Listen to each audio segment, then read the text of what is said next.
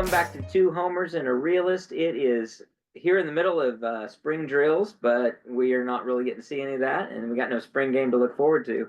But I'm still looking forward to a good, productive off season. I'm Steve. Jay. Lucas. And we've got Joey from Tobacco Exchange joining us. Thank you, Joey, for being here. Awesome. Thank you guys for letting me be a part of this. Absolutely. Glad to have you. Come on, Hunter Nolan, join us. He's geared up. He's geared up. He's ready to go. He knows what it's all about. He's an OU commit, actually, just not for real sports. It's for esports. There you go. How is esports going? You excited? Yep. You're not mic'd up, so who cares? You want to get mic'd up? You just want to set. All right, good. Well, we've got stuff to cover. There's a lot going on in this off season. Some OU's made some moves in the I guess you call it the front office, the creation of a front office. We've got some stuff going on. We've got things going on the field. We're getting practice reports. We're getting hype videos. We're getting all juiced up. Everybody's drinking the Kool-Aid. Our quarterback looks like a former quarterback. Yeah, not just any former quarterback. Yeah. Everyone's favorite former quarterback, best of the 2000s, recently named Baker Mayfield. Yep. Could be better. I don't know. It could be worse. Who knows? It's pretty awesome. I love hearing the hype. At least there's hype. At least there's something to be positive about. At least there's people looking forward. I think that most of the things that have developed since our last pod have been really positive. The Nagy hire had just happened like that day or the day before, I guess, in that last pod. Now we're in a situation where we've had some time under the belt. They've made additional hires. They're obviously getting this. They're really serious about this, and I think in a way that's real productive. And I've been very critical of what's gone on administratively in a lot of different facets and over the past few years, and I'm very positive on everything that they're doing. Any different views from you guys on what you're seeing from the Nagy hire? From the player perspective, I'm interested. It'd be fun to know, are these kids feeling extra pressure? Because I do think it's a situation where you can get cut. They're professionals now.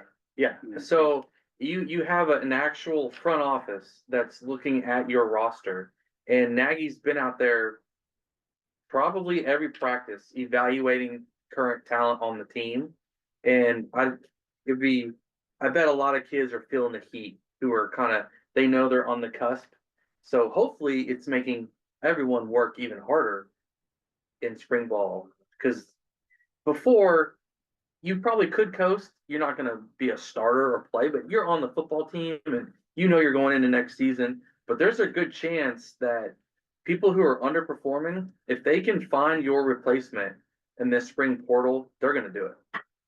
I don't know how likely it is that with all these cancellations of the spring game, how much these teams are really going to see of other schools other than watching last year's film. And then these kids just waiting to see if their team's going to pay them more to stay, or are they going to have their agents, outreach these other schools to see what they think that they're worth? I don't know how any of that's going to go, because I would have thought that the biggest move would have been after the bowl games as opposed to after spring practice, except for the kids that aren't good enough to get the starting spot and they're disenfranchised, they're going to leave. But you don't want, as OU, other than maybe Bama, Ohio State, Texas, maybe. There's not very many other elite teams out there that you're going to want their cast-offs. Well, sort of.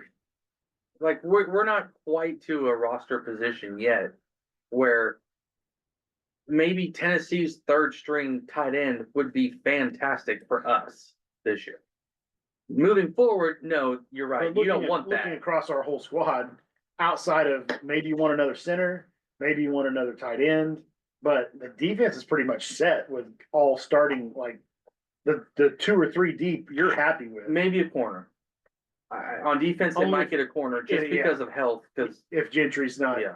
Well, I look at it a little bit differently. I think those are good points, but I think about the fact that, one, I love the fact that there's an additional set of eyes watching these guys in practice that's not the coaches. And those are guys who actually can devote more time to just evaluation. And even if they're not actually doing much, there's something to that Hawthorne effect of them sitting there watching you, and you're thinking, like you're looking over and like, there he is looking at me again. Hawthorne effect, of I course. know. You gotta know management. Of course. So, Look it up. I mean, it's, So- first thing I thought of was, oh, yeah, Hawthorne. so in addition to that, I think that what he's gonna be thinking about, and this relieves pressure on Venables and the coaching staff to say, who among this group is, well, one, who may be slacking, or two, where do they fit in the puzzle? And who maybe doesn't seem to fit in really well, and not just in terms of their talent, but also just in personality. They may be able to see something about a guy who says, this guy just doesn't look like he's got his heart in this. Be aware of this, and therefore look for other people out there in the portal or who could be in the portal for a position that you didn't even think, you didn't even have on your radar that you need to be maybe filling a Well, see, position. monetarily too, you know, we don't know how much someone like Devon Mitchell's getting for NIL, right? And if this will be his second season, if he isn't showing up right now and Nagy and them think like, we're paying 200 grand for this kid Mhm. that doesn't seem to be panning out yet, or he should have panned out by now, or he's not making the improvements quick enough. We can get a pretty good tight end from Idaho for 50,000. That's can easily just be Fill our the spot. third string tight end. Mhm. So there's a lot of I like that. I He like He that was fact. supposed to be in high school last year, though. yeah, he did. Yes, Oh, for sure. He I just reclassified. used him as an example of Yeah. Right. maybe we're overpaying somebody I think so. And unlike a coach who has a lot of vested personally. personal interest in somebody and some baggage, he can come in as a third party and say, look, I'm making a very analytical evaluation. This is not the right guy for the money that we're paying here. We got to either renegotiate this or find a replacement and let him find a better situation for himself. And so I think you're going to see a number of people processed in that regard. And I don't think we're the only school that's going to do it. And you're just a resorting of people. It's not going to be a bunch of starters on either case where we get starters or lose starters. It's going to be second string and third string. It's going to be people that are either healthy contributors in practice or people that are going to be potentially down the road a year from now, 2 years Well, from and now, special team somebody who starters, can do too. something. Special teams, yeah, great point. So I think there'll actually be a lot of churn in that area. A lot of people that move one place or another. I don't know. There's just something to the fact that somebody's looking over your shoulder too, even if they don't make moves. Just the threat of that I think gets people engaged more, maybe more SEC ready in terms of you can't be slacker. Average is over in this stuff. That's what I would expect the environment's like. So I like that. Who is the new hire that they made?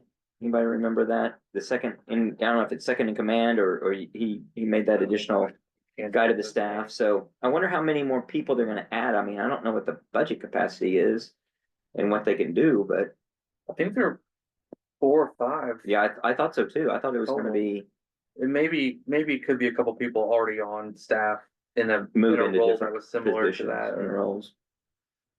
You know, to me, that's all a move in the right direction. And I think it does relieve a lot of that evaluation as well as that recruitment duty going forward from the coaching staff. It gives them time to be coaches. It gives them time to have an off season. It gives them a chance to be, you can play good cop, bad cop now, where they couldn't do that before. And so if you want to approach an agent or a player, if it's a player in his effort or his where you need him to be situation, or if it's an agent and it's a monetary thing, you can have a good cop, bad cop situation where Brent is the good guy and he comes in and says, I'm fighting for you. Here's what I want. And then here comes Nagy to say, look, here's the business of this and where we are. And they can kind of sort that out together. If they do it right, if they work together as a team, they can make that work, I think, real productively. Well, and the coaches are also being evaluated. Mm-hmm. So Tell me about that. What do you think's going to happen there? Or what should happen This there? nothing's gonna happen. I mean, I don't think we're losing Joe Jahan or anybody else at this point in the season. So, how surprised would you be if Joe John isn't on the coaching staff starting in August? I mean, we talked about this at the end of last season, and we all said it was like 90% chance he was gone. well, I'm pretty And sure now it's like 99% chance he's still there. I'm pretty Where's sure he gonna there's a go? very high profile assistant coach or quality control coach on the team right now who has coached tight ends. You mean as an analyst? Yeah, there's a current analyst There's a current analyst who could probably that's do any of actually those on jobs. the field now because they're allowed to be on the field coaching. Mhm. Who's currently helping with the offensive line at the moment, who knows what he's doing with tight Are ends. you saying cutting somebody's salary and a Joe John Finley might not be that bad, and you gain the salary and you lose that coach, but it's okay because you got a replacement? I think you could easily make Kevin Wilson the tight end coach. I think you could make him anything, and he would be pretty Yeah. productive. So yes, I do think you can lose Joe John Finley. I can And see it promote happening. I don't know. Kevin If it's, Wilson I don't tight call end it coach. 99. I'd say it's. Boy, I don't know. Maybe I'm just optimistic, but I'm like 70-30. There's some reason he's been kept around. Yeah. So they must really internally like him, personally, Well, or That's fine and dandy. because He's he a great has guy. no product. There's been no production Mhm. from his unit. None. So based off of that, I don't know how he still has his job. Now he did marginally improve the offense towards the end of last season, As the Some. coordinator interim. Yeah. right? But you were starting from such a low yes, base. exactly. It was like I don't. How surprised, Joey? How surprised are you that he's still there? Absolutely flabbergasted, honestly. It's stunning, right? It seems like they have a real problem with, like they want to keep in the family inbreeding. Nepotism. Nepotism, yeah. And Incestuous and that that nepotism. incestuous, like, whatever kind of Yeah. horrible word you want to use. Yep. this isn't Arkansas. Honestly, I was surprised that they didn't let, Arbuckle bring his own staff in, honestly, as bad as the offense. My only guess there is they let him, but he didn't have anybody because he's young and he doesn't. And maybe he also had guys at Washington State where he's like, Brent says, "Who do you want to bring from Washington State?" He's like, "Don't tell him, but nobody." Fair. Or I don't know who that replaced him. Did they bring somebody up to take that job? And he'd 'Cause be I the don't guy. think- Yeah, they might have been like, "Hey, I'm leaving. Mhm. I know that my offensive line coach, the next guy in command, so he's taking over, and the other guys just stayed there because They all moved up they'd around. rather live in that part of the country, or they moved up, or they're alums or whatever." I mean, Joe John, up until, correct me if I'm wrong on this, 'cause this is my off the cuff take. Up until this past recruiting season, recruited pretty well. It seems like not great, but from just a recruiting, bring him in. Development was really low. Production was awful. You could blame some of the production on the offensive coordinator and the play scheme and all of that, but I could see him saying the guy's not ridiculously bad, but it still seems like he's bad enough. You could do better. Well, yeah, the analysts were talking about our best player on the team was our tight end. Right. No, that's true. I For the mean, bowl game, right? Yeah, they pointed that out. No, I don't even remember his name at this point. Big loss. I blocked it out. he's had a little bit of bad luck with some injuries to tight end, but he has also had people that aren't injured that are just not advancing as quickly as they should. And if Nagy is someone from the outside coming in now, if you can move your backup linebacker and he's pretty much instantly tight end number 2, you probably have a big problem with tight end recruiting. And development. Yes. Yeah, it's a big concern, I think. I mean, I'm trying to be charitable with it and try to understand why he's there, but it seems like just a really big concern. I hope Especially- Kanik isn't tight end number 2. I hope he's fullback number 1. True, but they kind of bunch them Does together. Arbuckle run a fullback? Have we really Yeah. seen? It does. He does. Okay. They'll even put offensive linemen in I formation too. That's Which would be great on the goal line. yeah. Or defensive tackles. I don't know. Kanik could be great on the goal line. I think mean, I think Kanik is going to have. You said he's gonna win the Heisman. I did. 38 Texas- touchdowns, in our Texas Heisman show. Trophy. Yeah, you We need to guaranteed. we need to a lot. screenshot that and post it from the 2 homers. Yeah, that's a good Look what idea. Jay said. I think there's a potential to have a Belldozer type effect with Kanik. I really do. I could see that. He was a running back in high school. Now it Well, was in Kansas, It- so it'd be take that different. for what it is. But you can direct snap it to him from the Right. 2 or 3 yard line, and I think he might have His just Wildcat would be a ton of strong touchdowns. because he's faster than Blake Bell. and Oh, more no, nimble. he's He's not as big as Wade Bell, though. But he's not as he's big. legit one of the fastest guys on the entire team. Right. He's that Right. kind of He's just athlete. out of position linebacker all the Right. time. Yeah, yeah. But he probably made up He for it with runs that so speed. fast. Yeah. Honestly, yeah, Well, he probably did. But that's, I remember Bob saying this a long time ago, because someone asked him why they, the bigger, faster guy wasn't starting somewhere. And he was like, well, if you don't know where you're going, you're just going to the wrong place Really faster. fast, And now yeah. you're even further out of Out of position place. than the guy that was slower True. was out of position. True. But no, there's if you can sneak him out on wheel routes, which I guess he's got pretty decent hands. I heard Teddy talking about he legit has elite speed, even though he's a big white guy. Well, he must be, if he's third fastest on the team, that's not a One of the whatever. he is. If he's He among really the might- group, he's a true I mean, 4'4" that's kid fast. at 240 pounds. That's fast. And That's really big. It's gonna Is be- he really 240? yeah, he's 240. Jeez. It's going to be really, really hard for any linebacker to match up on a legit wheel Oh. route with a guy at Absolutely. that speed. Yeah. So the defense is going to have to figure out when Kanik is in the game, is he a fullback? Is he an H-back? Is he a wide receiver? Because you're going to have to Yeah. maybe put different players For on sure. him. Well, he'll be at the second level so fast. Yeah, and you're gonna it's have to have a one safety shot, on one him. shot at tackling him, and And there's a not chance installing he's him. faster than your safety. Right. Exactly. Yeah. Yeah. So So, you got to have it's the an right interesting- angle, the right scheme. It's interesting. That is He could do absolutely All nothing. right. I'm getting close I to think your we're Kool-Aid. overhyping his He speed. could do nothing this year. I I don't watched him think so. play. I don't think he's a 4-4 guy, especially at 240. I don't But know. That's just, I mean, he's not going to catch a pass 15 yards down the field and make it a 50-yard touchdown. I think he will. I know you think he will. But at 240, he might, because that's going to be hard to bring him down. Yeah. It's not like a I mean, But any of You have those, like small Toby receiver. Gerhardt out here. It's better. you ever see those?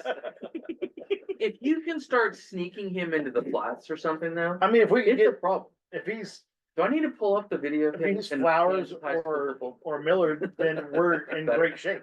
So, Yeah, I mean, for Yeah, sure. but staunch And if Kansas and football. if the offensive coordinator and the quarterback can use him and know he's there and look for him, all of that's key. Now we do have some faith in John Mateer that he has got wide open eyes that can see what's going on and see a guy like that that's open, And he's not Whereas- scared to try to fit the ball in and he's not. Yeah. like Jackson Arnold was last year. Well, I mean, He got gun shy after getting Almost hit like to start the first couple games. Gabriel was. I mean, Gabriel was gun shy, and then Arnold was not just gun shy; he was, tunnel vision.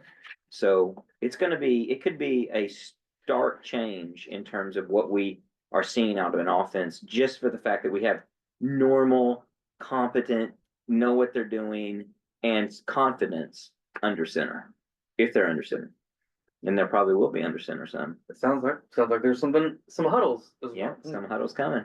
Well, when you huddle and when you break and when you go under center, who goes under center? Quarterback. It's quarterback. And so my question is, John Mateer's not going to be here forever. We've got to be recruiting another quarterback. Who should we be recruiting? Who are we recruiting right now? But you guys have any views on this? Lucas, who's currently committed? Jaden O'Neal. Okay. Moved from California to Mustang, Oklahoma to play his senior year. Okay. He is a Seth Luttrell recruit according to Jay. So he was ranked, what did you have him? Composite, Composite, he's like 11 or 12 11 or 12 in the country. quarterback and top. I Top could have sworn when I saw it, 170. he was in the top 3 or 4. But Jay has all Depending on service. depending on the service. Jay does all the looking up, so I have to trust his stats. Well, 24/7 had a different quarterback we're looking at, much higher than him. But the composite, they were pretty much dead even. So the other quarterback is a Arbuckle guy that he was looking at. Bo Ben, Already was looking at before. don't know that. Or since he got here. Okay. Not sure about that. Okay. But so the debate that Lucas and I are having is Jaden O'Neal has more of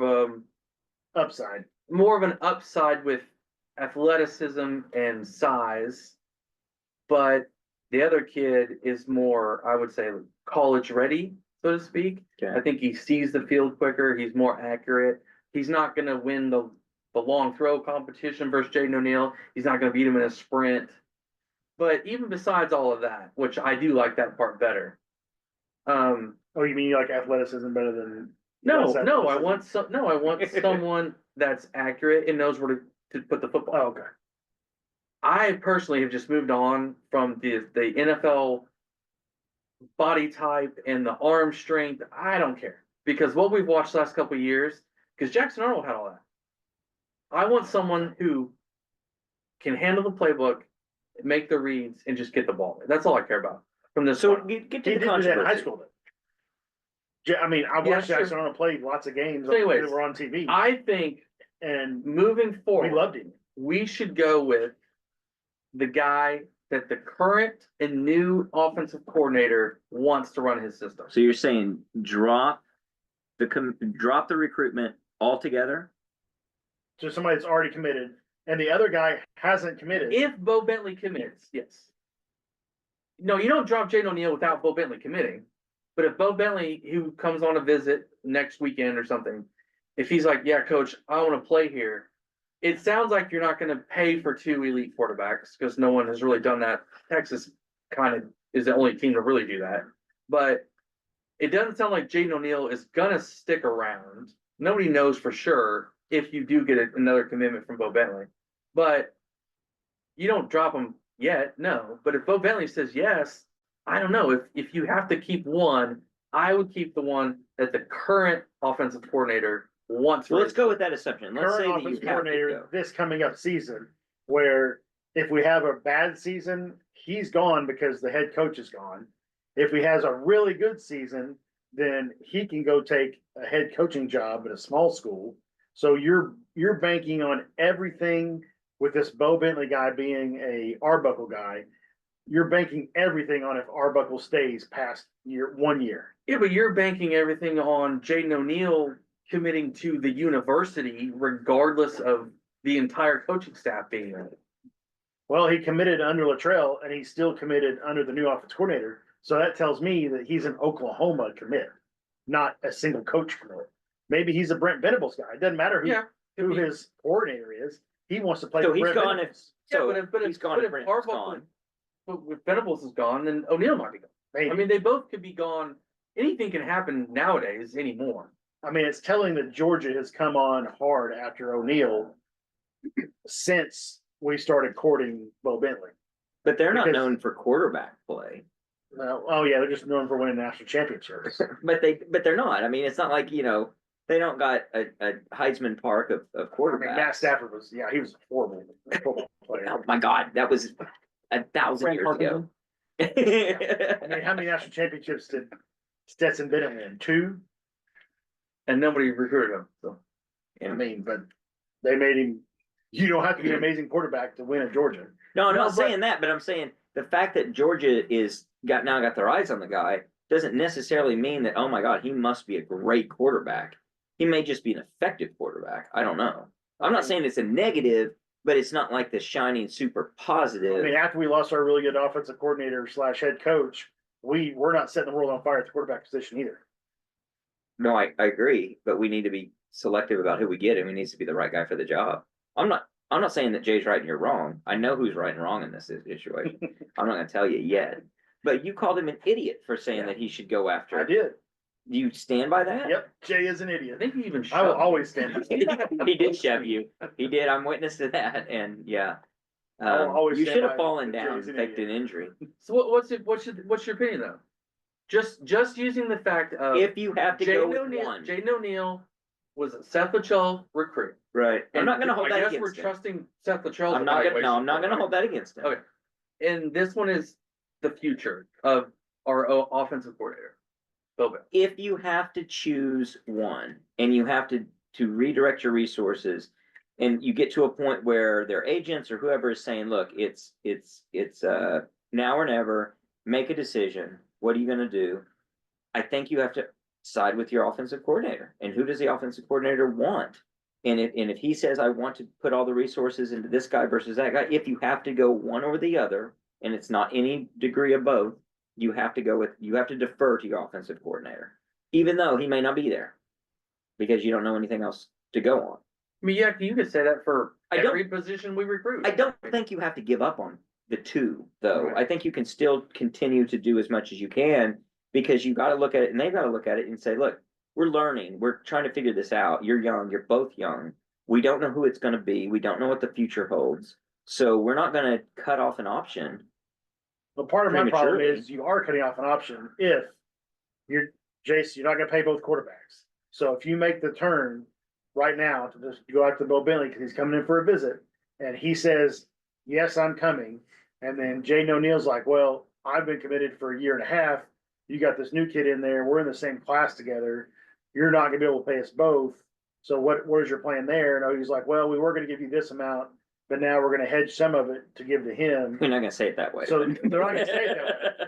And then, so then you completely burn that bridge with Jaden O'Neal. And then Jay's favorite Heisman winner coming up, Bo Bentley, wins the Elite 11. The Never said next that. thing you know, Auburn's like, well, we're gonna pay him $2 million to come here because he won the Elite 11. And then that guy's like, oh, $2 million sounds better than what OU's gonna give me. I'm gonna go to Auburn or wherever. And then you've lost him due to money, and you can't get Jaden O'Neal back because you screwed him and burned the bridge. And then you're going into next year with no quarterback in that class. This is what we Or do. settling for somebody else. This is what we do every year And hoping with Malik Hawkins is every position. gonna be the guy. Michael, This isn't anything new. It is new with NIL. Mike Hawkins. so isn't the right way to play it then to say, look, we like both of you. Our ideal situation has both of you on campus in 2026 competing for the job. And one of you, if we're in a situation where we make a choice of A versus B is redshirting and you're still getting paid, and you're getting the training, and you have an opportunity to either earn your way into the job, get the job because of something happening, injury or whatever, or transfer from having good training in the University of Oklahoma as a redshirt freshman. I don't think that's necessarily a bad proposition. So I feel like Arbuckle knows what he's looking for to run his offense, right? And Jaden O'Neal is a top 15 quarterback in the country, top 10 in some places. I feel like Arbuckle, with already having him committed, obviously looked at that film or had already seen his film, probably trying to recruit him to Washington State, which he had no chance at, and made the decision that this guy isn't good enough or not what I'm looking The for. style isn't there, Right. probably. Yeah. That's the only Skill reason set's you not even there. go look for Well, another at guy. that point, you would just cut ties now and let him go on his way, and then start your search for somebody else. As a number two. As in, yeah, even besides Bo Bentley, you want to bring in somebody else, because if he's not, If they do If get Jaden Bo O'Neal's Bentley, not the guy- I do think they'll get, if they get Bo Bentley and Jaden O'Neal says bye, I still think they're gonna try and get a second quarterback. It But- just but they won't won't be be an elite. elite. But your point is start now and yeah, if get a head start. Arbuckle says Jaden O'Neal's not my guy, then why are we wasting any resources? I don't know if talking he to him says anymore? he's not my guy. It's That's just what it this sounds like he's guy saying. better. I just think this guy's I think that better. matters though. Is it he's better or it's totally not a fit? Because if it's totally not a fit, let's not waste our time and let's not waste his. I think it was totally not a fit. Of course, you just say no. Okay. But you can still think someone else is better for what you did. And so you're saying because he's so pro style.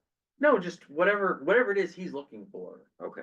He must like this other guy better, or you never even offer. You're him. just assuming that you don't necessarily know. Yeah. He doesn't look like the Arbuckle type of guy. Yeah, there's no reason to go try and get a Bo Bentley with Jaden O'Neal already committed if you don't think Mm-hmm.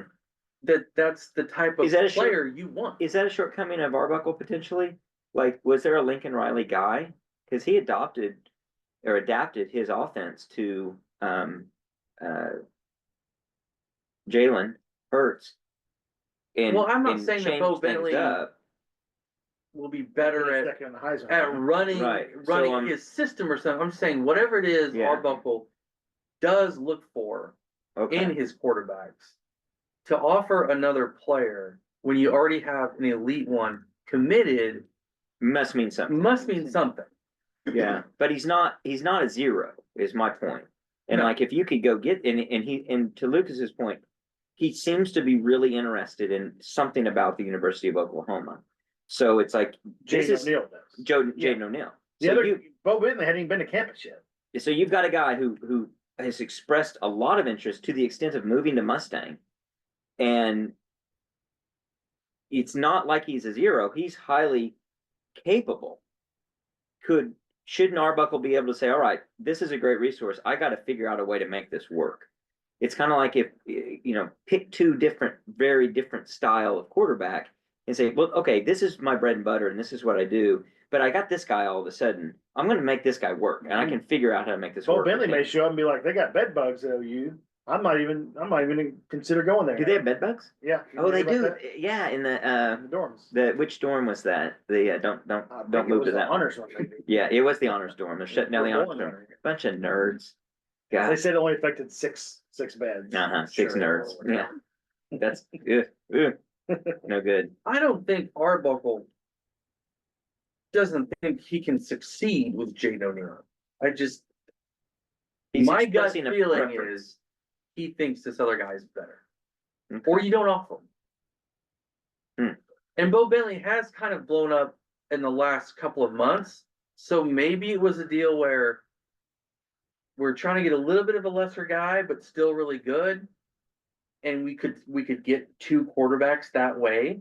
But now that Bo Bentley has risen up the rankings and in winning Elite 11 sectionals and different stuff like that, now maybe they are in a tricky spot. When did this happen? When did this develop? The Bo Bentley thing? Since Arbuckle. I mean, it's only been a couple months. Like a couple of months, right? Yeah. Okay, but it's been since Nagy? Or before Nagy? Oh yeah, before Nagy. So, like, is there a chance this is strategic? Just from the standpoint of, hey, this kid really likes us. This kid's going to be high dollar. We need to have some negotiation on our side, some strength. So we need another option, because if his agent comes to us and says, he loves you, but you love him, and he's your only option, and here's the price tag, this gives them some negotiation room to say, look, we love you too, but we've got other options. And so basically in the negotiation, they Another can reason I hate college football. bring him down a little bit. I was just thinking, God, I miss the old days. Yeah. We were just paying them under the And of table. course, nobody really knows what's going on behind the scenes, but it sounds like Bo Bentley doesn't seem to be afraid to come in with Jaden O'Neal already here. Where have you The heard that other way before? around, Yeah. it does sound like if you bring in Bo Bentley, I'm outta Jaden here. O'Neal might be out. Which Which there's our friend Eli Letterman just published a story on ESPN this week. He's been interviewing Jaden O'Neal, and he actually asked me if I had any questions that I thought would be good to ask him. I don't remember if he used it or not. I haven't had the chance. I just saw it yesterday or day before, popped up on my phone. I haven't had a chance to look at it yet. that'd be interesting. So what, you had questions? I think I sent him a question or two, but So he's a good journalist. I'm sure he's got his own questions. Baker, not to, do the comparison, you should never be made, but Baker was I'm going to compete. I don't care. I'm not afraid. We've had other guys that are like Well, that. Michael Hawkins did that And the last other year. way, Michael Hawkins has been like that. I'm trying to think of who is the guy who was Michael the Hawkins opposite. done it twice. Who was the guy who wouldn't compete, who didn't want to compete, who seemed to be scared of competition? Obviously it wasn't Kyler. There was somebody that we had recruited that it was like, oh, situation, don't even pretend like you're interested in somebody else or they're gone. I can't remember who it was. It was under Lincoln. Gosh, it'll come to me later. But the kid that went to SMU or TCU, what was his name? The coach's kid, Brad, something or other. yeah, he wanted to compete, and he came in to compete. I mean, Wasn't Mordecai because he wasn't. Morris. yeah, it might have been a Mordecai situation. But with Caleb Williams, to tell you the truth, he came in aggressive and I want to play, and he followed. He took Spencer Rattler's job. Yeah, and he took the job. Maybe it was Spencer Rattler a little bit that I'm thinking of. That was a little soft like that. But I mean, I don't know. All else equal, I like the guy who wants to compete. I want the guy who says, yeah, Bring it on. bring it on. I mean, Mike, like I said, Mike Hawkins has actually done it twice because Yeah. he came in last year with Arnold. And then in this offseason, we go get someone like Mateer, and Hawkins was still like, okay. Yeah. Like, So what do you think about Hawkins? Like, what are Hawkins' prospects, and what do you foresee his role in all this? I mean, he showed a lot of potential. He had good moments. He didn't obviously light it on fire, but was dealt a difficult situation. Is he the kind of guy who's going to stick around and be almost like not Charles Thompson, Thompson's kid. we might just have one more year, What's- Casey. Casey. He might just have one more year though. Or Kendall. If Mateer has a good enough season and moves on, Uh-huh. It could be Hawkins' job. after Yeah. that, Right. So I he's think that's sticking what around he's for that. expecting. Okay. I mean, Mateer, which is keeps him on the same timeline That he in was already theory, on. that he was already on. right. Just lost the redshirt years on. Yeah, they got a lot of experience out of it. Which they might try and redshirt him this year. Right. Still And then gets if to play something 4 happens, games. maybe he does come in. But the other kid from is it Western Carolina or somewhere? Yeah, the transfer. He's a serviceable quarterback to We have think. as your number 2. I mean, Mhm. to get other reps and do other things if you can. So maybe you can redshirt Hawkins. Unless there's a major injury, then you move him to the front of the Sure. line. Sure. But so he you- might get a red shirt back. Do you not use Hawkins at all in the blowout game to start the season? And then Or the third. you get I the think if you're game. smart, you don't. I don't think you push him up that line in case you do have an injury like 2 games left, then you would blow his red shirt again. Yeah, I mean, I think, and that's what you were saying too, Joey, right? That I mean, Yeah, save him in case of injury, yeah. yeah, because anyone could play. I mean, Nolan as a freshman could come in and play in the blowout game, but I don't think he'd take a snap. I think he'd be really good. But no, I agree. Like, you don't need. That's just like and he's already had real game. exactly. You don't need to practice in front of people. You don't need to take any of snaps that. and You don't and need hand the any of ball. that. Right. So Who's our first save game of the him. year? Ball State? Somebody? Who is it? I think that's right. Look it up. Yeah, I think that's right. And then And then Michigan Michigan. immediately. Then Temple Um, on the road. Temple on the road. That should also be just a cakewalk. I've been getting harassed about going to Philly. They want you to go. Somebody wants me to go. You want to go to Philly? Yeah.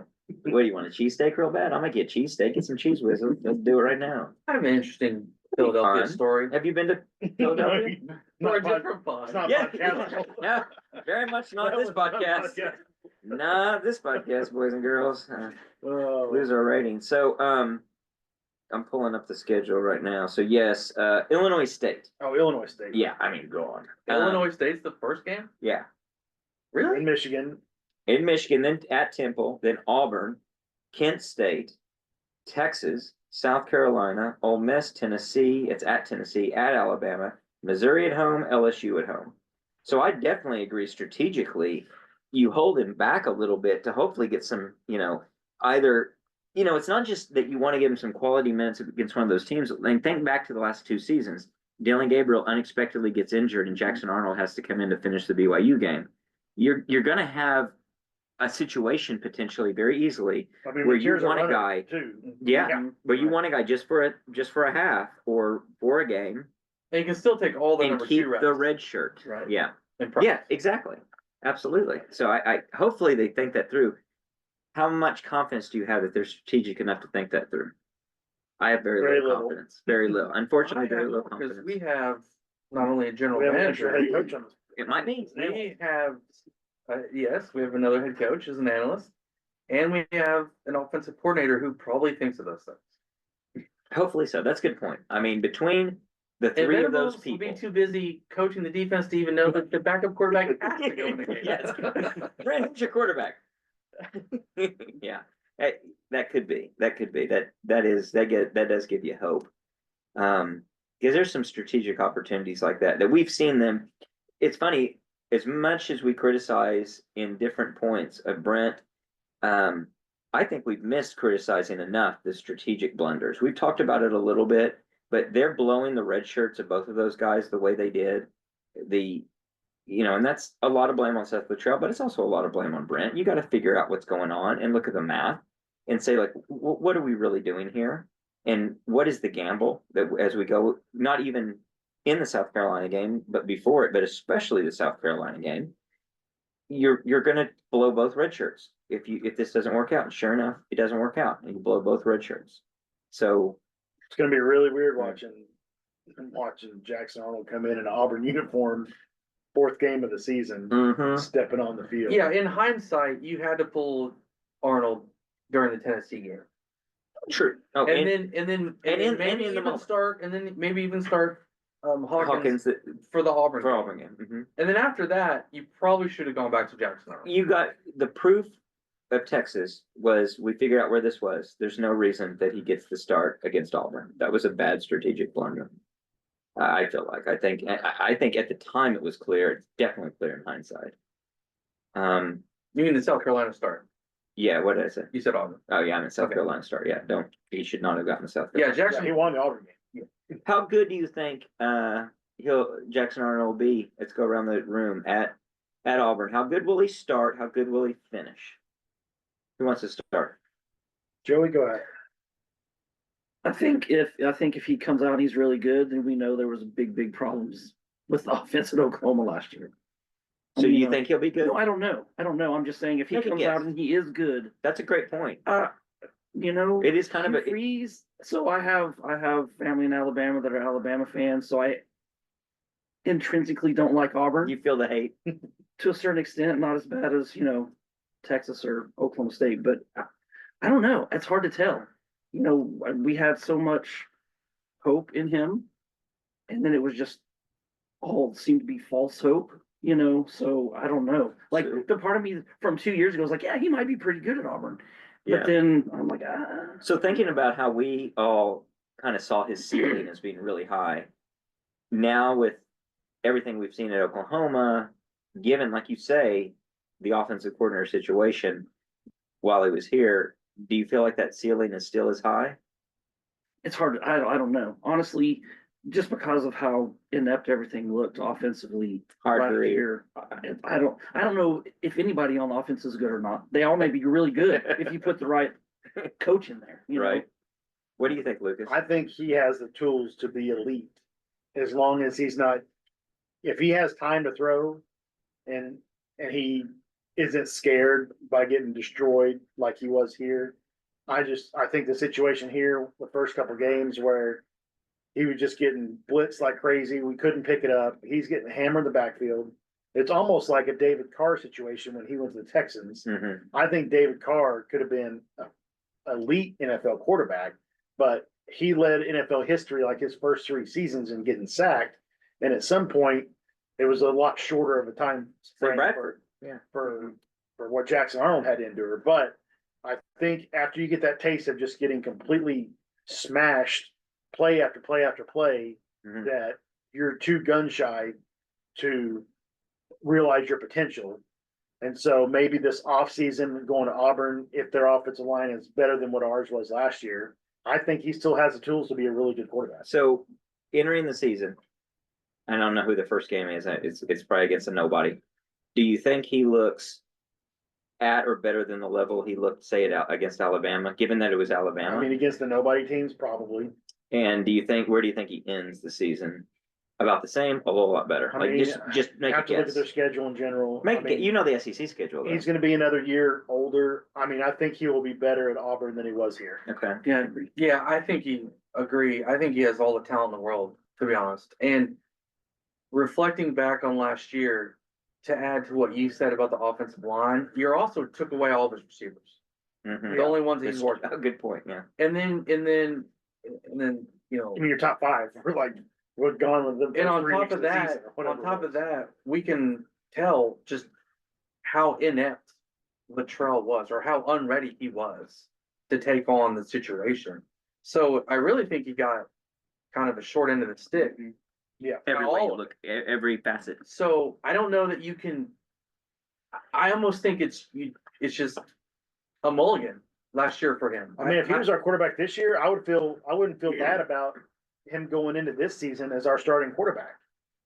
Because I think our offensive line should be better, Mhm. and you're going to have hopefully a way better offensive coordinator. So if he Well, would it's a stay, proven animal. I would have been optimistic about him as a starting quarterback for us this year. I would agree with that. I Yeah. think that's a good point. I think you can have, easily at least a middle of the road SEC season. Yeah, I'm not going to disagree too much. I'll try And if he just like absolutely kills it, I wouldn't be surprised either. I agree. I'm going to try to more directly answer the question by making a prediction that will certainly be wrong in some respects. But my guess, I agree with all of that. I think that his ceiling remains really high. I think that's a good point about if he were coming back, how confident would you feel? And I think I'd feel pretty confident. I don't think it's Phil's confidence that he going into last year. No. After the San Antonio bowl Right. game where we saw flashes of brilliance. Right. We were super hyped up saying, Right. We can't wait to get him in instead of Gabriel and all that. Right. I don't think I'd be at that level coming into the season, but I wouldn't be down on him. Well, I wouldn't be, compared to how I feel about John Mateer. I wouldn't be as positive as I am with John Mateer coming in, but I wouldn't be too far off of that with Arbuckle and Arnold combination. Yeah. I will predict, I don't know their schedule, I haven't looked. And so I'm going to guess they have a schedule non-con like us. And I bet he is super good. Like everyone's talking about him. And to the point that it's overhyped. A lot of great stats. Huh? Yeah. We'll be game 4. And so it could be we go into game 4. That's a good way to put in a prediction. I bet we go into game 4 of, wow, he's coming to town and he's going to show the Sooners what they're missing. And I'll predict that he doesn't. And I'll predict that if you look at what the hype machine will say about him in the start of the season, it won't match, even though he will end the season better than he started the season. He'll when he goes through the rigors of the SEC schedule, he'll regress down to the mean a little bit, still be a really good quarterback. Still be probably top. I bet he's in the above average category of the SEC. Because some of the throws he made against Tulsa, how he came in out of nowhere for the BYU game. And then that bowl game, it really was a really dang good performance. It was. By a quarterback. A couple of freshman mistakes. Real freshman mistakes. Right? That we thought. And then stupid fumbles by Farouk. Would be easily coached out. Yeah. Well, we thought, right? Should have been. Another year and so forth. So, I mean, if he just looks improved from what his bowl game from over a year ago was, right? I think he makes a big jump. I've got their schedule right here. They start the season at Baylor on Friday night. That's interesting. That's fun. Then they got Ball State at home. They've got South Alabama at home. Then they come here. Then they go at A&M, Georgia at home, Missouri at home, at Arkansas, at Kentucky at home, at Vanderbilt, Mercer for their throwaway game towards the end of the season, and then of course the Iron Bowl against Bama. So I mean, I could easily see them winning Baylor, winning Ball State, winning South Alabama, hopefully losing to us, losing A&M, losing Georgia. Missouri's a toss-up. He'll beat Georgia. Beat Missouri, I'm sorry. Arkansas is a toss-up. Kentucky's probably a toss-up. At Vandy should be a win. Mercer's a win. Lose at Bama. So what is that? I'll say 3 losses. Yeah, I say Couple toss-ups. I say they win the Iron Bowl. Is that at Auburn? It is at Auburn. They win the Iron Bowl. He's already beat him once. So you're giving them like a 9-3 type season? I think they lose a game they shouldn't. He's going to be 7-5, 8-4. I think they lose a game they shouldn't lose, and then they beat Bama. I'm just that's my prediction. I'll go out on a limb and say that. I mean, Jackson Arnold didn't really beat Bama. Our defense he beat helped. Bama. Yeah, that's true. But I also that's a backdoor way of saying I think Bama is sliding, and Bama continues to be overrated. And that doesn't mean they're not really, really good. But I think that they are vulnerable. Everything about that situation is tough. It is just a tough situation.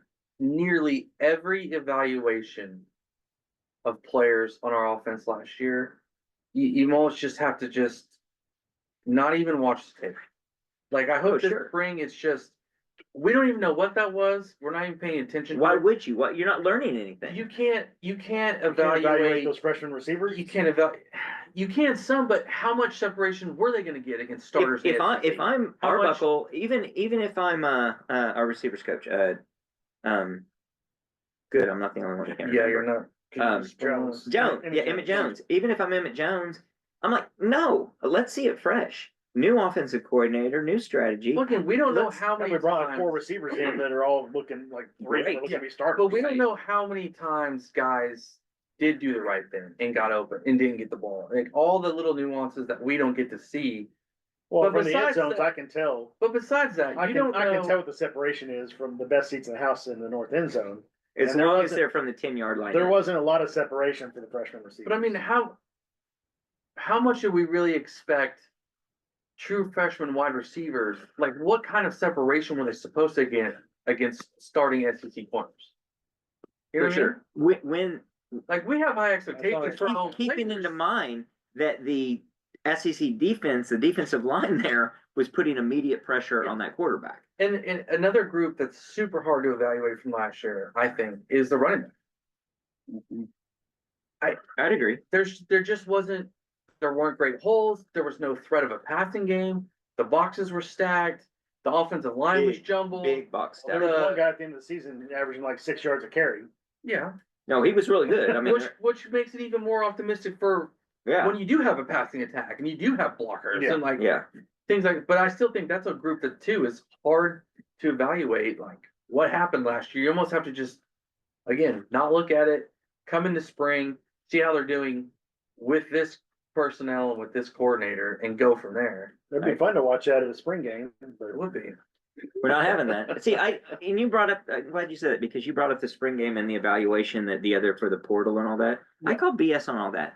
We have been setting through spring games for decades and saying this is nothing. We're not Right. seeing anything. This is ones against nobodies. This is now nobody's against nobodies. I don't know if there's any evaluation that really goes on. That's why I think the coaches are so quick to lose it because it's a lot of work with very little reward on their side. I don't know if you're sitting there evaluating it thinking, well, I'm going to tune into the spring game to see who I'm going to try Yeah, I to wonder if coach. the coaches. I don't think there's any of care that. less. I They don't. might be excited. They that might be don't have a excited. Yeah. spring game. I mean, think about it. They get another Yeah. practice and not have to deal with all the crap. I would say the only good part of a spring game is getting players in front of that many fans. Oh, there's a marketing aspect that's huge that you're losing that. No, I just And- think get the player actually playing. No, I mean from in both front of sides. 50,000 Yes, people. and How do they react? Here's what lights look like. Here's what fans look like. Let's yeah, because some experience guys it. are practice players and don't show up when lights are on, and then you got some dudes that are complete ballers when the lights are on Yeah, and may not be doing it in practice. yeah, and gives them a taste for it. So there's a loss and a gain, but I think from the coaching standpoint, it's mostly a gain. But I don't think it's a lot about, oh my God, they're going to see how good this guy is. That they know how good this guy is. They're going to go get him. So with spring games, the NCAA shot down the Colorado Syracuse matchup. Mhm. And I saw several people pointing out, like, well, what are they going to do to you if they did do it? And held Yeah, like, what's what, the NCAA what, is, penalty what are they be going to if they do? just went ahead and did it anyway? Dude, That is interesting. That's So- the first thing I thought of when I saw it. I was like, the NCAA doesn't have any power now. they can't stop Like- players from leaving today to go somewhere else And tomorrow. of Yeah. all people in the world, Deion Sanders is not the kind that buckles to pressure like Yeah, that. yeah. Now, how about him become what third highest paid coach Top in five, yeah. top 5? That's a joke, right? Like that's insane. Seems like it. There's no way. Like it would make sense. It wouldn't make sense, but it would make sense if it was Texas or anywhere else where they've got an unlimited budget. But it's Colorado. Are you kidding? How? Everybody ought to just be up in arms on this thing. This is ridiculous. I mean, you're selling T-shirts. You're selling. Yeah. I mean, There's no you're way on- the revenue's You're on there. First Take all the time. There's and no talking about Deion, way Deion the this, revenue Deion is that. there. The revenue can't possibly be there. Maybe they just. And you don't have the couldn't lose donors. I don't know. I mean, maybe the donors came out, but they just it's not going to stay. It's not going to work. I think that is an administration who doesn't know what they're doing, and Yeah, they're I think just a lot of grasping. the Dion was the fact that he had Travis Hunter and his kids on the team. Mhm. Like it was a lot. That was a lot of everything that went into the whole And he experiment was with playing in the Dion. week. Now Big 12. just Dion by himself and with not his sons there and not Travis Hunter. I don't think Colorado is going to be the same hype machine Mm-mm. They won't be the hype machine, and they won't be even the mediocre talent machine that they were. You know, they overachieved last year to a degree, but they were on the outside looking in when it came to the Big 12 championship, and that's the Big 12 championship. Let's be honest. So, I just don't see it at all. I don't see how any of that makes sense. And I Put think them it's on the schedule. hilarious. Put them on the schedule. Calder. Oh, that'd be great. That'd be Moving what a forward, home and though, home. I do hope that gets rectified where the schools either just say, you know, screw you, NCAA, we're doing it anyways. It's got but to happen. that type of spring game, I think, is beneficial to your football team. That'd be a great Where you're marketing. playing a different team. I mean, the NFL does it for the Right. most part, Right. not counting the preseason games. They do it in, Yeah. For a week. in training. Inter-squad, When, yeah. yeah, they do inter-squad practices essentially. Hmm. That way you're just not beating your own guys' heads in because Right. when there's 22 players on the field for a regular spring game, all 22 of those players are yours. Mhm. And so you're doubling your risk of injury. Maybe By even more playing- so. Both Because your guys. The 22nd guy is not comparable to the others. You know, it starts to descend pretty quickly. And so the risk of injury's got to go up. Plus the risk of what am I seeing, you know? Because it's not, you're going to have injuries, you're going to have people who aren't playing at all. So now you're down to like somebody in the 30s who's Mhm. probably not going to see the field very much. And yeah, he gave up a pass play and wow, this receiver looks great. Well, how good is he really? Because he beat me on a deep route, you know? Well, I'm actually pretty fast. But I like that idea. I think that'd be I think that'd be really good for the game. I think it'd be good to get people more engaged with it and build some excitement. So And if you from a were marketing aspect- smart, I am smart. your third string would be first quarter. Mm. And then your second string would be second quarter. And your starters would Keep play everybody after halftime. around. Keep the fans in there. That's right. Keep Starters everybody come around. out after halftime, folks. All right. Well, let's transition to talking to Joey a little bit. Joey, appreciate your sponsorship. Appreciate Absolutely. Trip Tobacco Exchange. You brought us some great cigars tonight. You always supplying us with great stuff. We really appreciate it. But let's talk about you as a fan. So, what's your story? How far back do you go? The beginning, basically. You know, my dad 1905. my dad was an OU fan. And so I've been an OU fan my whole life. You know, grew up listening to John Brooks on the radio and had my heart broke by Jeff Hostetler on listening to the radio and, you know, freaking John Elway, you know. And so yeah, I mean, a long time my first OU game was Iowa State 1981 on Halloween. It Awesome. was pouring down rain. And you know, Danny Bradley. I think it was J.C. Watts. Phipps, Okay. maybe. Okay. Yeah. But so it's pouring down rain. I got 7. My dad had one of those rain ponchos, right? So I just got up under the rain poncho. We're walking, all I can see is my feet. And so it's pouring down rain and halftime comes around and it's, I don't know, 35-0 or something. My dad's like, well, you ready to go? And I'm like, Dad, it's halftime. No, I'm not ready to go. We got another half left of football. So Nice. Yeah, so we moved up under, they had just put the Yeah. upper deck in, so we moved up under the upper deck. I was a little spoiled, but you know.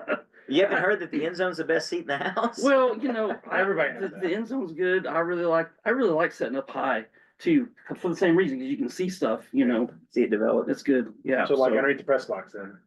What's Some your people have what's some your great- what's your favorite game if you had to identify a favorite, or maybe there's several? Yeah, I mean, so my favorite one that I was at was the 85 OU Nebraska game, the big Keith Jackson end around, Yeah. which I missed because I was drinking some hot chocolate Oh, no. and looked up and he's, you know, running down the sideline. You know, the 2000 national championship game was just, I mean, you know, Super special, wasn't it? I honestly didn't expect to win that one, and coming through the John Blake and Mhm. Schnellenberger years, that was really nice. You know, now a lot of mine are old ones. I remember, I don't remember what year it was, but OU Oklahoma State game. It was at Stillwater, and they were up like 20-3 in the fourth quarter, and OU came back. Oh, the Tim onside- Lasher Yeah, onside kick. Yeah. the onside kick that wasn't 1983. supposed to be an Yeah, onside kick, yeah. like, Yeah. you know, the Sooner Magic from there. Yeah, so those The big ones. What's your heartbreak game? Oh man, my heartbreak game. I mean, I've been in the Cotton Bowl a few times when we made their quarterback look like a Heisman Trophy winner, James Brown, and I don't know. So those were always heartbreaking going down there and losing. Case McCoy. Man, when honestly, the biggest one, and like not in my lifetime we had never lost to Oklahoma State, but in my memory Mm-hmm. we had not ever lost to Oklahoma State. Mm-hmm. So that year we lost to them. Was it no Schnellenberg. Did you lose to them? Yeah. You lost. Yeah, and then- 12-0. Yeah. I mean that was like 95. Yeah. that was the worst. Literally, that was the worst because Yeah. we don't lose to Oklahoma. I had never seen us lose to Oklahoma State. Yeah. That sucked. That did suck. That was so we hadn't lost to them since '76, Mhm. and that was rough. That So was worse, really rough. worse than OU Georgia? I mean, that one, honestly, going into that, like, I didn't know, like, Georgia's really good. So, yeah, that But was a heartbreaker. the way The way it ended, sure, Lead, no, not absolutely, lose. absolutely, yeah. for yeah. me that's one Sure. of those just Well, games. well, I'll and just now never- with hindsight, we look back and we're even more bitter, right?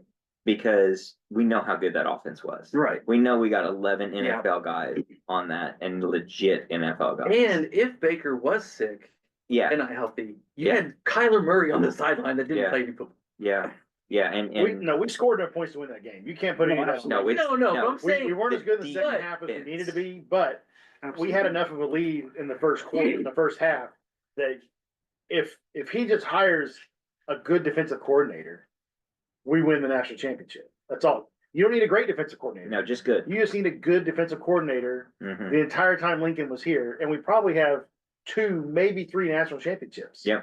That's legitimately one good absolutely true. Mhm. Which just went because that's how aberrational everything was about the Lincoln Riley years and that offense and how good those offenses were. That it only took a good defense. In one of those years, relatively in the Kyler year in 18, that's relatively weak field that you're going against. And if you just have a functional defense, one, you're number one because you didn't lose to Texas, and so it's a whole different. You're not playing Alabama in that first game. You're winning, and that's back to back. You need a top 40 defense. Yeah, that's all. You got all-time history offenses. Yeah. You get a top 40 defense, and you win 17, 18, maybe 19. I don't think you beat LSU.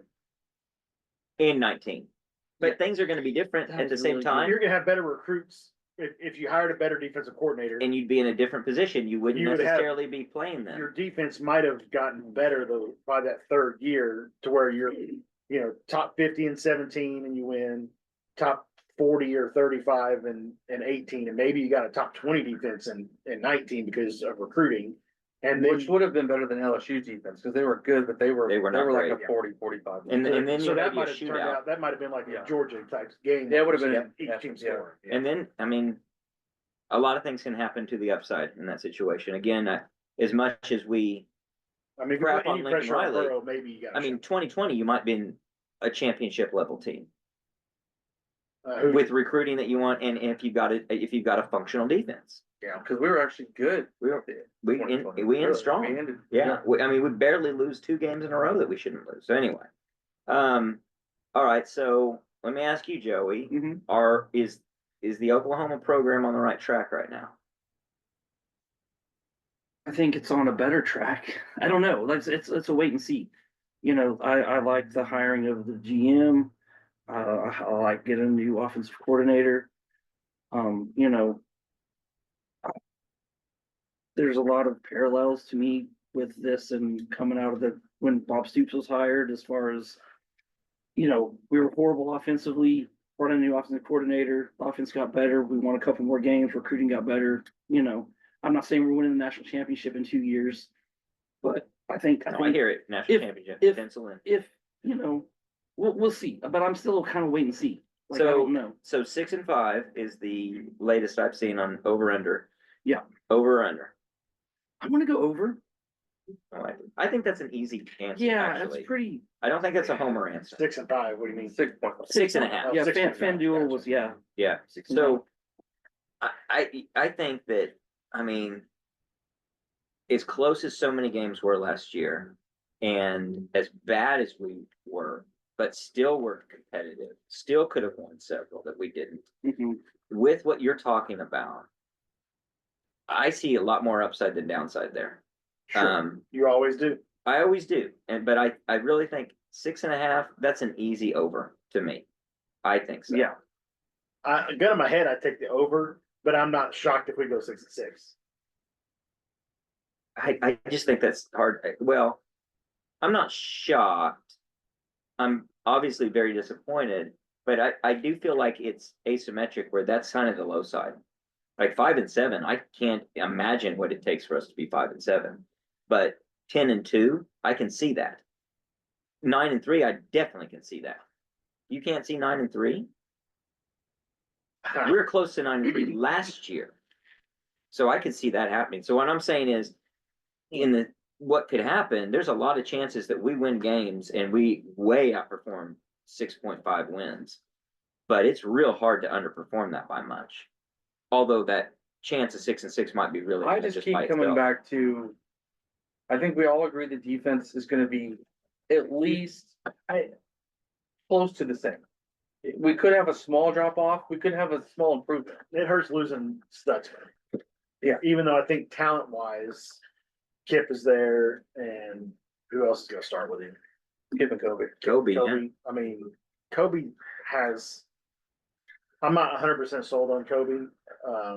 Kip, I am for sure, but I hope Kobe has improved significantly over last year because it seemed like maybe he was out of position. He's got good speed, but it's one of those like if you take the wrong line, then the speed doesn't do you any good. So losing Danny's gonna hurt. I think Billy had a down year, and we all have said that. I think the safeties are gonna be really good. Yeah, secondary is going to be very It's strong. just gonna right? depend. We really need two corners to just be the guy. And Or not you're not be having to injured. rotate a ton in there. So for me, what we lost and what we had and didn't get to use last year that is back can really change the dynamics. Cause we played 3/4 of the season without Dolby, 85% of the season without Gentry. And we found ourselves a new starting corner that stepped up Mhm. in the Youngbow and Eli.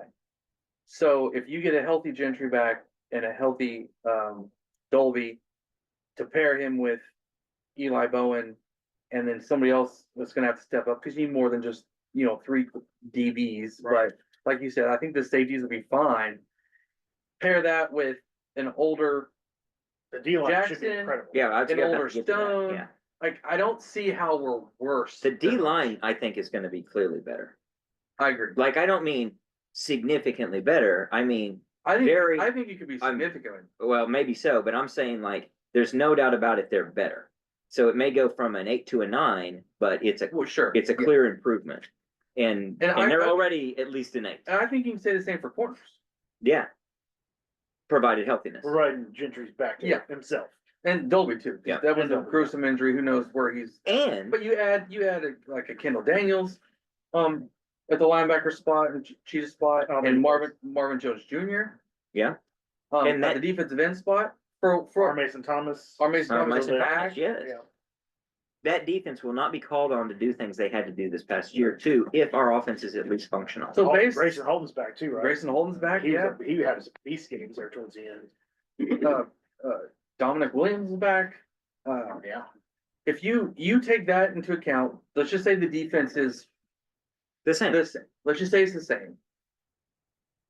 The offense is gonna be 9-day difference from last year. It's just going to. It can't be because it was historically bad. Yeah, on a We scale weren't just in on a last scale year. of 1 to 10, where were they last year? A 2. Right. I mean, 3, 2, maybe. 3, maybe. Yeah. Like their best game was maybe their best game was a 6. they were John Blake. And it was like, oh my God, Like, it there's was- out of position, doing the dumb things, crazy mistakes, It's and the- where a single mistake kills you. Like a fumble Statistically, John Blake kills you. bad. I mean, you were in Yeah. the 120s in categories. Yeah, that's true. Yeah. So it's just not going to be there this year. It's just not, barring injuries. And So if you get a 6.5 out of the offense and your defense is at 8 to 9, how many wins is that?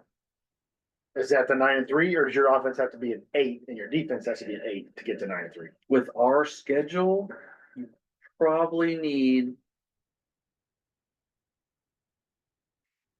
You probably need a 7 or 8 offense to get to 9-3. Yeah, I would say so. And You I think gotta that's in the be, cards. you gotta be a top 5 offense in the SEC to pair with your defense, who's hopefully definitely in the top 5. If we're in the top 5 offense in the SEC, we're definitely in 8. I'm just gonna call it an 8 on offense. I mean, Top 5 defense could be a 9. yeah. And the key here is it has to coordinate together. It has to be complementary. You can't have a bad game from both facets at the same time against a quality opponent. So that's a little bit luck, a little bit you're doing a good job as a coaching staff, getting your guys prepared and doing the right things. The simplistic way I look at it, we averaged 21 points a game last year with one of the worst offenses any of us have ever watched. And we've all been watching football for 40 years. Some of us longer. Yeah. Old guy over here with the Jeff Yeah, Fox, yeah. West So- Virginia reference. Tell us about Bud Wilkinson again. Went that far. So we had 21 points a game last year. As Steve, you alluded to, there were still several games we were in to win those games. I mean, we should win Right? Missouri. We should have won Missouri. Right. I mean, Ole Um, Miss, we had a lead at halftime. Mhm. LSU, I mean, we should have just played. Should have been able to win that game. so if stuff is just the offensive line sounds like it's going to be better, just because I don't know that it's couldn't be better. The quarterback position sounds like and seems like there's a proof of concept there that it's going to be better. The offensive coordinator, in my mind, could be leaps and bounds above what we had, and to think that that's only worth a couple points a game, I think is just Now, narrow-mindedness. I I think think that's 7 to 7 10 to 10. points. 7 to 10 How is do you my think? number. How do you think this year's receivers match up against our healthy? If we didn't have the injuries last year, you got a Nick Anderson, you got a Burks, you got Farouk, you got Gibson. Where does this year's receivers line up against what we thought we had going into last season? Probably close. Really? You think it's close? Well, you have I think last you year's still have lineup Burks. of healthy receivers is better than what we have coming in. Yes, but it doesn't matter because they weren't there. I understand it. I'm just saying preseason Okay. thoughts. All right, Burks, you still got Going Burks. into last year, we literally thought we had a top 3 receiver Yeah. group in the country. No, I don't Obviously, think we we have didn't a top. because they didn't get to play. I don't think we have a. Yeah, I don't think we But have a do we top have a 3 top wide receiver 20 group. receiver group? I think I don't think we did. I mean, I don't know that we did. I don't know. Well, We have here's what we're looking at for receiver. You got Burks back. You might have Gibson back. He had another little setback, which is never good to hear. And then you have Giovanni Gibson, who has come in, who apparently is just a big, fast, strong athlete that has been tearing it up. Take it for Kool-Aid or not Kool-Aid or whatever it is. he's tearing it up against People a have good been defense. very impressed with him. Very impressed. Another player playing really well, or as well as they had thought, is Satanga, who was a starter for Arkansas in the SEC. So that's instantly at least as good as who from the previous starting group from last year. And I think you're Maybe a Farouk or something. Maybe But I a don't think you have a Nick and Anderson. Anderson. But so look at Giovanni Gibson could be. He's a 6'3", 220-pound kid. I so mean, to reconcile those two things though, so Lucas's question, and I think your answer, Lucas, might be definitely correct, of the expectation coming into last year of those receivers and the expectation here, there's a gap, but this was unrealistically high aside from the injuries, and this is unknowns that could be higher. I'm not saying that we are definitely underrating these guys, but they have a higher potential, could get better. It remains to be seen how good these guys actually are versus how good they were on paper. Anderson, everyone, even Burks, like how good are they really? So our expectations were really high, and I think justifiably high. But now in retrospect, with some hindsight, we have to grade that down a little bit. And now these guys are back towards where the guys that currently are coming in are of a bunch of unknowns. So we'll see. It remains to be seen. And I if get they it. I are would be that shocked good. if Anderson was a Blitnikoff candidate this year. Agreed. Because LSU's got the quarterback back, and he is literally just with his size and his hands and his speed. he's an NFL weapon, and he's playing at LSU next year. If he's If he's got recovered from what his it injury. takes. And the injury is a Just big doesn't part of keep it. Getting injured because they're different ones. Yeah, it's like he Well, just medical staff was garbage. Yeah. So so they he could never so they rehab. say My point for the argument was, I don't know how this group compares to a healthy wide receiver group we were coming in with last year, but I can tell you, I am much more confident that this receiver group is better than what we finished the season with. I'd agree with that for wouldn't be sure. hard. I mean, Yeah, but I mean, we but, could hit a couple local high schools and probably put together 5 players. I that know, would but be better than those that's guys. my point for optimism towards next year of the offense itself. I think it's easily 7 to 10 points a game better than last year. I Okay, think we're You think closer. we're that's gonna my average number 28 2. points a game. I think we're closer to 30. So- If we're not in the 30 points a game range, I will be disappointed in the entire offense this year. Yeah, the only way I won't be disappointed is if like the composition of the game is so different in our we're so defensively focused that we're maybe running our run clock. game's I don't so think good. our Vulcan Right. are like that there. I don't think so either. So I'm with you. I'm a 7 to The 10 schedule guy. is rough though. It is right. It was The schedule's last year. There's God, no I question. The wish we schedule's had ridiculous. Texas schedule. We keep going back to this. We just got screwed. But if you look, I agree. But if you look at their schedule, it's not as easy this coming year as it was this year. but it's still and- easier than ours. It still appears to be easier on paper, and I still think it is easier. But there has been some changes in the composition of the SEC, such that I don't know if it's as different as it was. It was so starkly different this past year. I mean, I'd love to play I don't think it's that different. Arkansas, Kentucky, Vanderbilt. I do think Mississippi Texas. State. Yeah. Oh, yeah. I'd much rather play those 4 teams than any of the 4 we have on our schedule. Last year, I think Texas' schedule was like, in the 70s. Right, way low. ridiculous. I do think they're like a top 15 schedule this year. Yeah, they're pretty high. It's actually, and Ohio State helps out a lot. Yeah, Ohio State helps out a lot, and the fact that there's away versus home. Florida could The be away better. home flip has changed and Mhm. not I mean, in their favor. Diego Pavia or whatever, he got another year of college, right? Vanderbilt's not a pushover Right. with him still there, Right. quarterback. They're actually a trap game Mhm. for Um, everybody on the schedule. yeah. Sure as well for Bama. They were for Bama.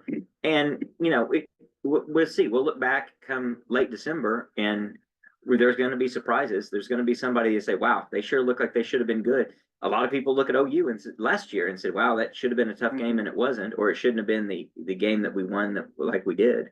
So there's going to be some changes that go that way. And I would say those changes have more chance for us to be in our favor in Texas to be the other way based on where the trajectory of teams and where they've been headed. I still think there's a gap, but I don't think it's as big a Like gap. if you as it want to was. count Navy, I mean that we should have won that game. We should have won Missouri. To have 8 wins with a 21-point average is nowadays is pretty crazy. That is to real be crazy. honest. It's real crazy. So if we could have gotten to 8 last year with as bad as it was, to think that we can't get to 8 or 9 this year with, I think, a significantly better offense. Well, what we need to do is It's remember not when it that comes crazy. to prediction time, we need to go around the table and we're going to make predictions on points per game and see where we land on that. Because I think that's a key stat. As we look at August and we're going to say, what do we predict our points per game are going to be? That's going to be real telling as to how good we think our program can actually be in general, because it's offense and defense. Defense helps that too. Defense did everything they could last year, including scoring points, contributing to that points per game. I don't know if you can expect as many points per game out of the defense, but you can predict that we're going to position our offense to score. Like they'll get a turnover or they'll get a stop that puts our offense in a position to score. We're not going to expect that they're going to be able to 5-yard line like we did against Tennessee. Yeah, well, they're not going to expect we're going to get into the end zone on defense the way that we did Oh, yeah. as much. But still, you're going to be in a position to score. And last year we had to get into the end zone via defense, or we weren't going to, like in the Auburn In game. a game like South Carolina, I mean, the start to that game is really unlike anything I've ever seen. It was to be John completely Blake. honest. It was John Blake again. And so you don't know what that game was. When it's Did we outscore them If from you're there on not- out?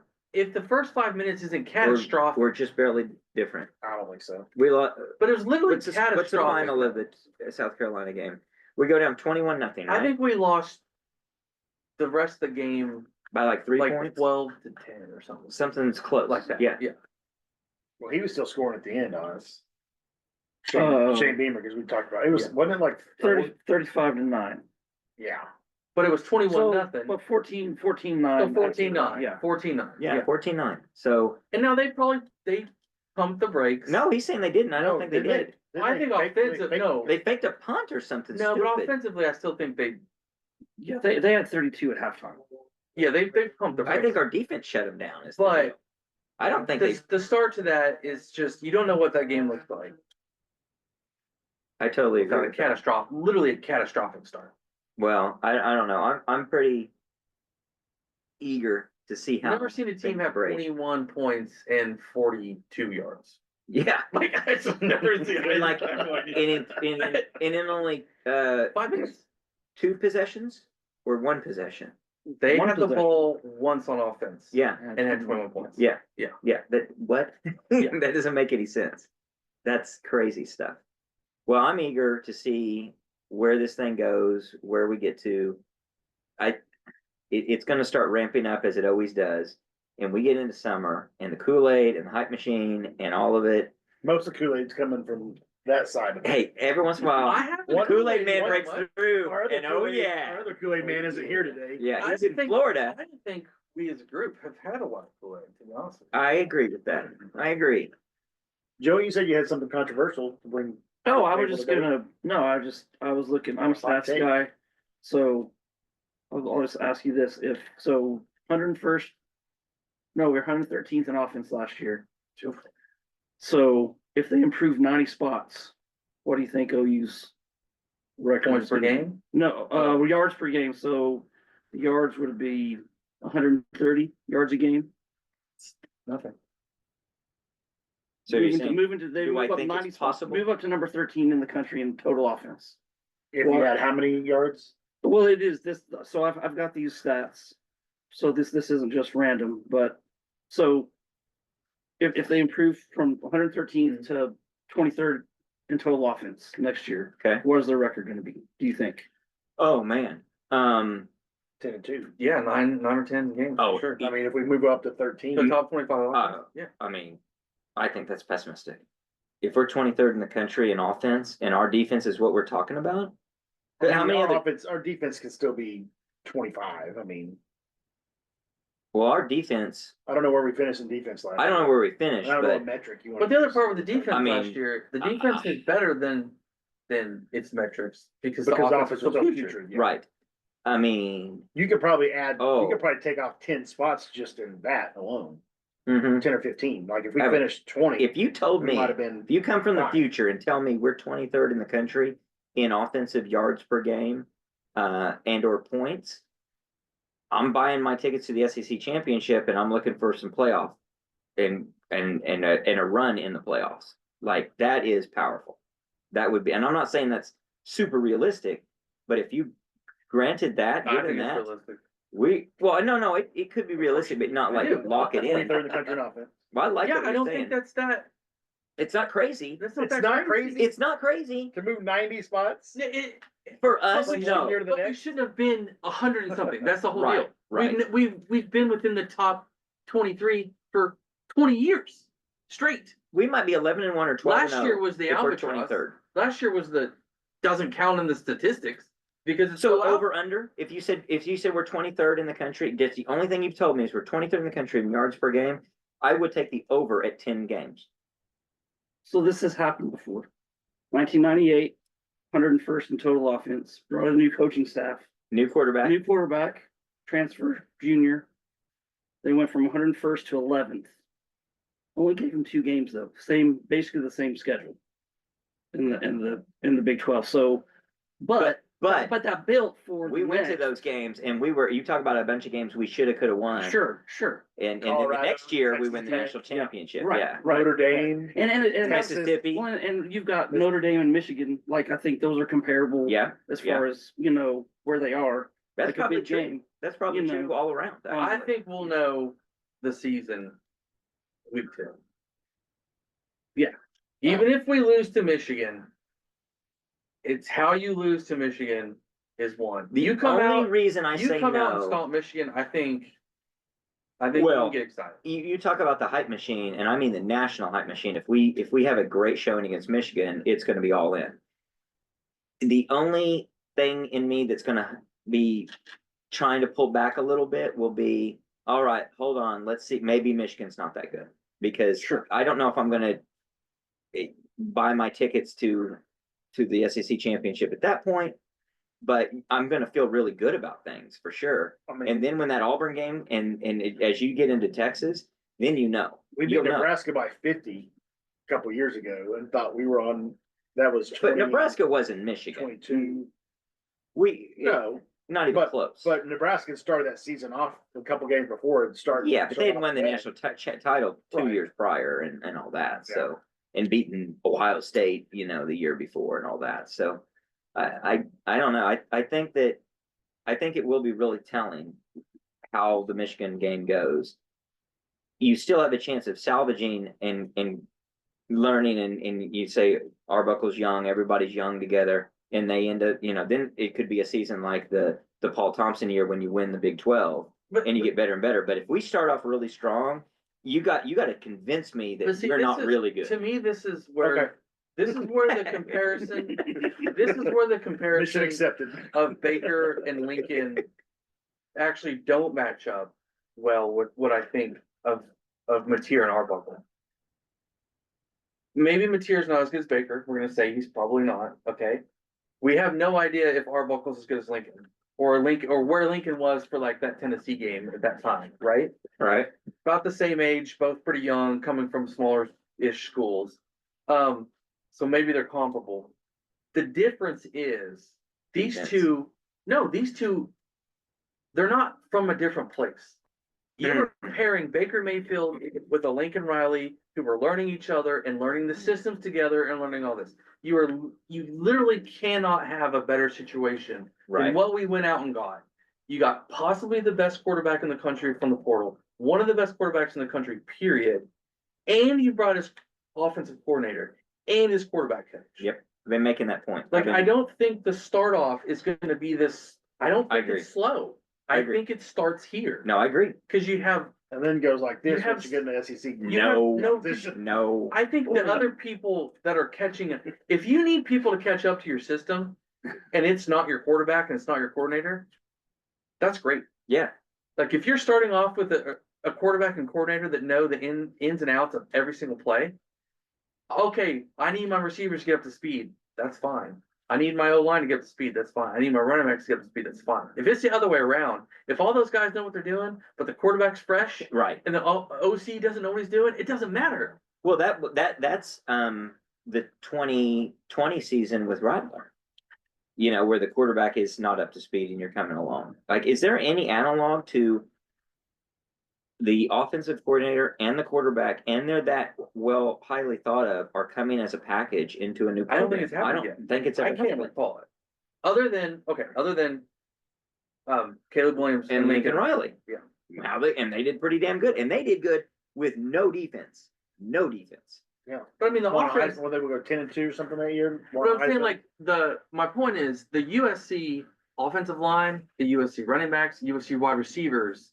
It wasn't some long process to catch up. No. Because your quarterback and your OC were on the same page, and it just goes. Pass the Kool-Aid, baby. That's it. I This is love where it. you can I'm miss for them it. 2 more games. Of course. Because like I said, the example I gave you, Mike Leach handpicked Josh Heupel, but they weren't working together. Right. Right. Right, They did. so- Yep. And It's by even the better. second year, it was It was magic. yeah.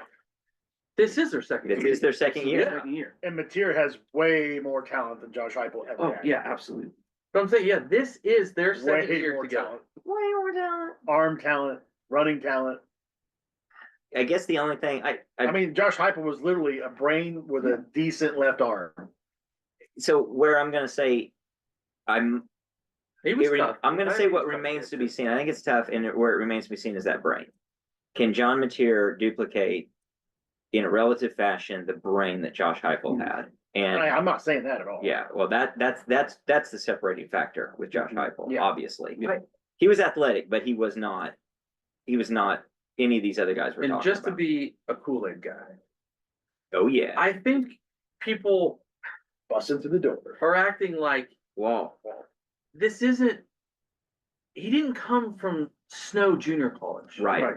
Okay, he still played Division I at a major school. Almost Power 5. Almost formerly a Power 5. Formerly Power 5. All right, but you know what I'm saying? Like, Yeah, look, agreed. People Yeah. are still who are pessimistic, are like, oh, who did he play against? I don't know. Real Division I football. Right. This isn't a guy that just played Division II or junior college. Or He even played a real lower ball. level. Like, I mean, Washington State is not in the bottom half. They may statistically and by record fall in the bottom half just because that's the way these things go. But if you were to rank, if we were able to play everybody plays everybody, they're not going to fall in the bottom half of football.